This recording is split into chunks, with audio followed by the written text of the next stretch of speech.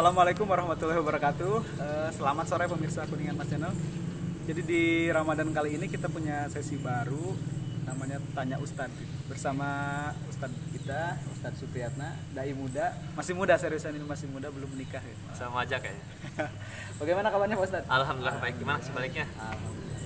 Jadi begini Pak Ustadz, di sesi Tanya Ustadz ini selama Ramadan kita tim kuninganmas.com akan menghimpun pertanyaan-pertanyaan dari masyarakat. Jadi nantinya untuk ditanyakan kepada Ustadz, terutama tentang Ramadan kali ini.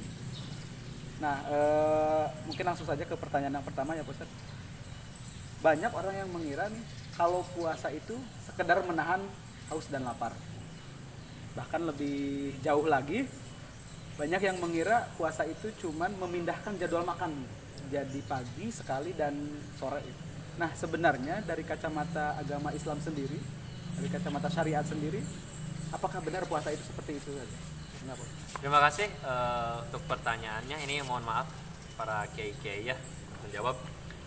Seperti yang ditanyakan tadi, sebelum kita menjawab ke sana, kita harus mengetahui arti daripada puasa. Ya.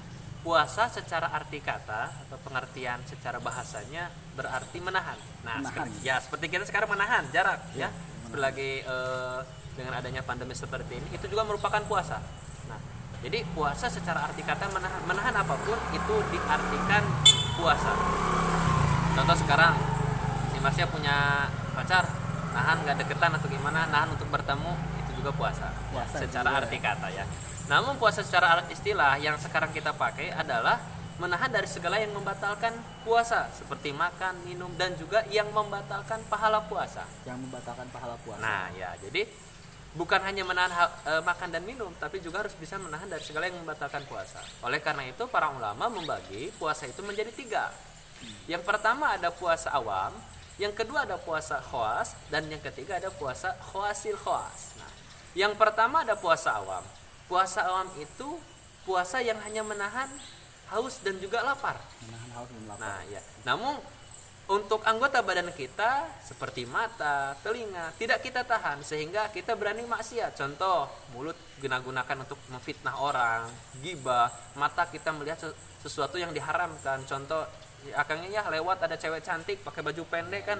Nah, ngelihat itu bisa membatalkan puasa ya. Dilihat membatalkan puasa?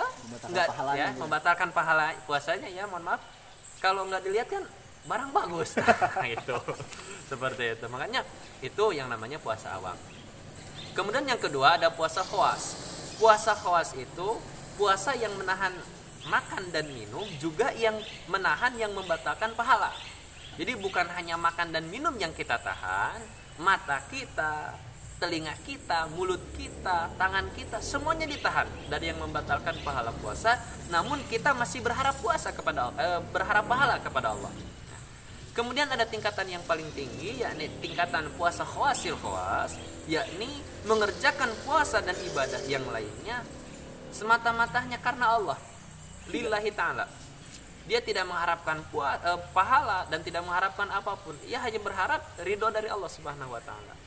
Mengharap ridho dari Allah. Ya. Kalau yang tadi itu berarti mengharap pahala. Pahala itu ya. Berarti berharap untuk dibalas gitu. Dibalas oleh Allah gitu. Jadi kalau untuk hasil khawas itu lebih kepada ya gimana Allah mau ngasih ganjaran alhamdulillah enggak, itu boleh dikatakan ya kudrat dari Allah Subhanahu wa taala. Kita masalah makhluk hamba hanya menjalankan kewajiban yakni berpuasa seperti itu. Jadi dia tidak ikut campur terhadap urusan pahala dari Allah.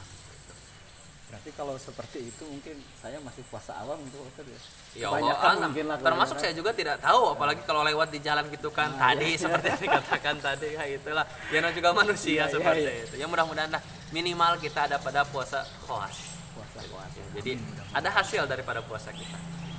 Nah, jadi untuk sudah jelas ya ternyata puasa itu secara lugot, secara arti kata itu menahan. Setiap menahan itu berpuasa, dan secara istilah puasa itu menahan dari yang membatalkan puasa dan yang membatalkan pahala puasa. Ya.